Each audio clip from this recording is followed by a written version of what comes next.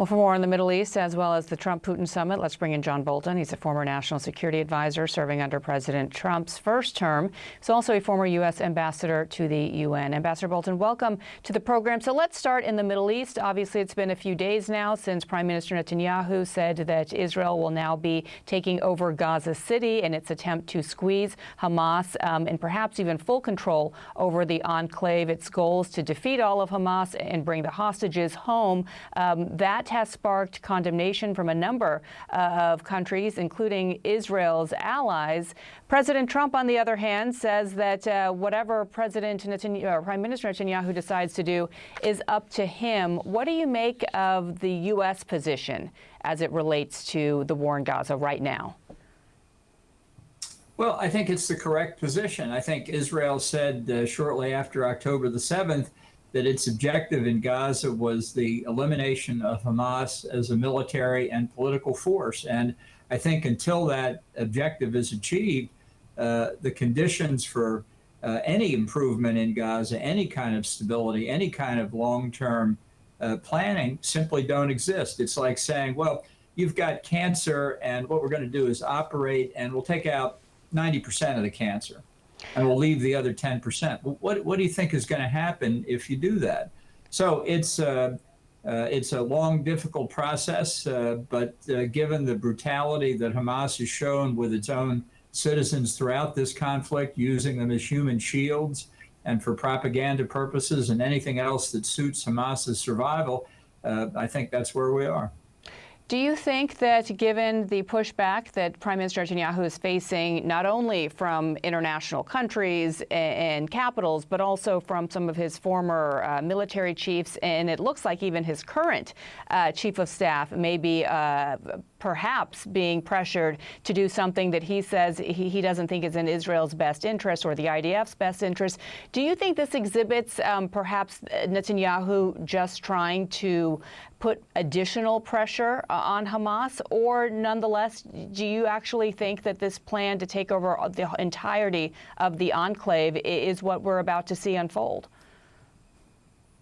Well, it certainly seems to be moving in that direction. I mean, I think a lot of the military, former and current officers simply don't have the political appreciation that to win the war, you need to win the war.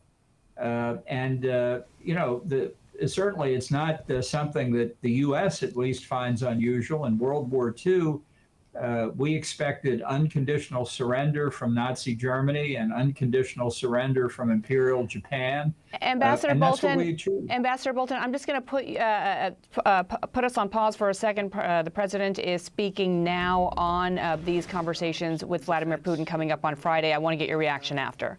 No, it was always going to be, I was going to meet with President Putin, and then after that, I'm going to call the leaders and President Zelensky. I'm going to call President Zelensky, and then I'll call, probably in that order, the leaders.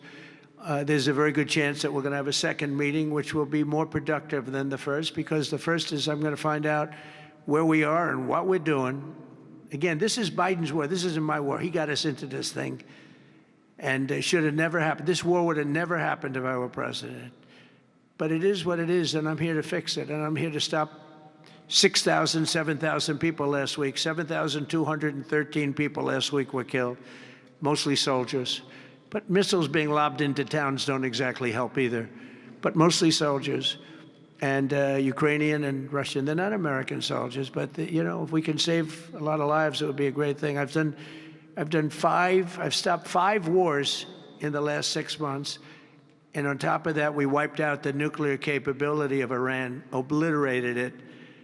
It's turned out to be a correct word, by the way, because, you know, some of the press said, well, maybe it wasn't obliteration. It was obliteration. We're going to meet with, I would say, the second meeting. If the first one goes okay, we'll have a quick second one. I would like to do it almost immediately. And we'll have a quick second meeting between President Putin and President Zelensky and myself, if they'd like to have me there. And that would be a meeting where maybe it could be absolutely work. But the first meeting will not work that out. Certain great things can be gained in the first. It's going to be a very important meeting.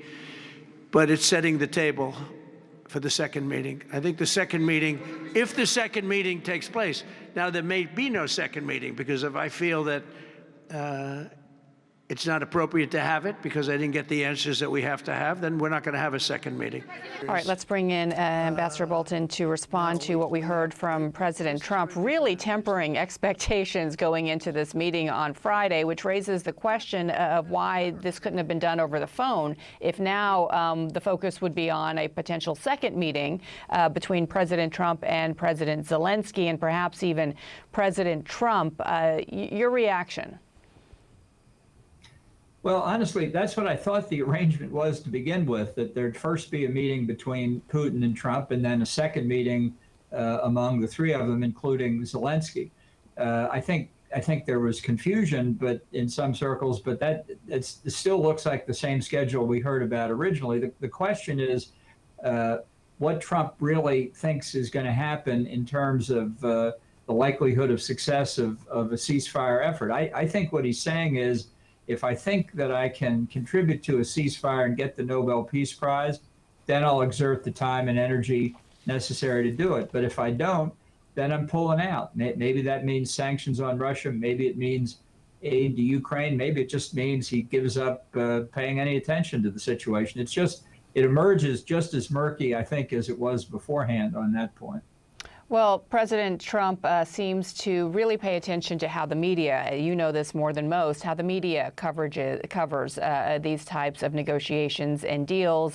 He once again noted and chided the media there for its coverage of the U.S. participating with Israel in its war in Iran. But this morning, I'm sure you're aware of this as well, he took to social media to criticize the media's coverage of this upcoming summit with Vladimir Putin, and specifically raised your name and said that those in the unfair media, they're at work against his meeting with President Putin, and constantly quoting fired losers and really dumb people like John Bolton, who just said that even though the meeting is on American soil, Putin has already won. What's that all about? We're winning on everything. This isn't the first time he's attacked you on social media, but what do you make of this specific post? Well, I'm glad I'm still on his mind. Look, I think he recognizes that this meeting may have been set up too hastily. You know, there's been a fair amount of reporting that Steve Witkoff didn't understand what Putin told him about the Russian peace plan. And yet this summit, which I think has been convened and scheduled and is about to be held faster than any summit of comparable leaders in contemporary history, may have been based on Steve Witkoff's misunderstanding of what Putin was actually up to. So if things are not what Witkoff reported back, it's certainly in Trump's interest to say, I'm just going to go and listen. I'll decide in 2 minutes. It could be a short summit if that's all he's going to do. I don't think it'll turn out that way, but I think he's nervous, perhaps, that he jumped too soon to set this summit up. At this point, I talked about it with my Russia guest in the last hour. It seems like everyone has something to lose from this meeting except for Vladimir Putin. I don't know if you agree with that, but if Putin walks away with nothing, he's still garnered global attention and recognition, coming to the United States for the first time since his second larger-scale illegal invasion of Ukraine. And President Trump could lose face here by Russia, as we know, continuing, in fact, advancing its bombardment on the battlefield and against civilians in Ukraine. And of course, Vladimir Zelensky has the most at risk here. So what is your interpretation of what's at stake for Putin? Well, I think the direction of travel for Putin is still pretty positive. He's got a meeting. He's got legitimacy. He's going to stand in the center of world attention, shaking hands with the President of the United States. It's a picture that will be on the front page of every newspaper in the world the day after it. He succeeded in keeping Zelensky and the Europeans and others out. So it will just be a one-on-one with Trump and a one-on-one U.S.-Russia meeting. And I think this is important because I think Putin's objective here is to reel Trump back in. I think he sees that for intentionally or otherwise, he pushed through the envelope of Trump's friendship with him. That at least is how Trump characterizes it. and he's going to apply his KGB training to try and reel Trump back in and convince him that, in fact, he is serious about peace, although I don't think he is, but he's going to try and convince Trump of that, and hope to make Trump as much an advocate for his plan as he can. Now, there's no guarantee of success there, but he has the first mover advantage. I mean, this call they just had with Zelensky and the European leaders, a virtual call for an hour, doesn't compare to what's going to happen in Anchorage on Friday. Quickly, if you were a betting man, what are the odds, you think, of this second meeting between President Trump and President Zelensky directly? Well, I think it depends on whether Putin can work his magic again and get Trump back into line. If so, it'd be a huge victory for Putin. I think the most likely outcome is that it's very inconclusive, and it's going to be open to question whether there will be a second meeting. All right, we'll be watching it all unfold. John Bolton, living free in the president's mind, as always. Thank you so much. Rent-free there.